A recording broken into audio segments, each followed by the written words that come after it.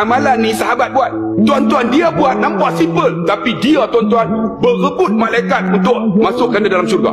Apa amalannya? Ada seorang sahabat tuan-tuan dalam satu sembahyang. Tiba-tiba Nabi rukuk, Nabi i'tidal. Sami Allahu liman hamidah. Tiba-tiba sahabat ni tambah, hamdan kasiran tayyiban mubarakan fi. Pernah dengar tak?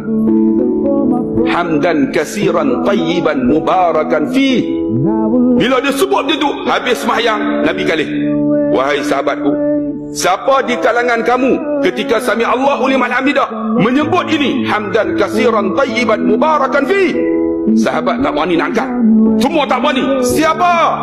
Tiba-tiba sahabat yang angkat dalam keadaan ketakutan. Aku ya Rasulullah. Wahai sahabatku, ketika engkau menyebut hamdan kasiran tayyiban mubarakan fi, malaikat berbondong-bondong turun untuk menulis akan pahala kamu untuk masuk syurga Allah. Tengok, nampak simple tapi hebat. Tuan-tuan, lepas sami Allah al-Maidah, tambahlah hamdan kasiran tayyiban mubarakan fi. Sebab nampak simple tapi pahala dia hebat. Malaikat berebut nak tulis pahala.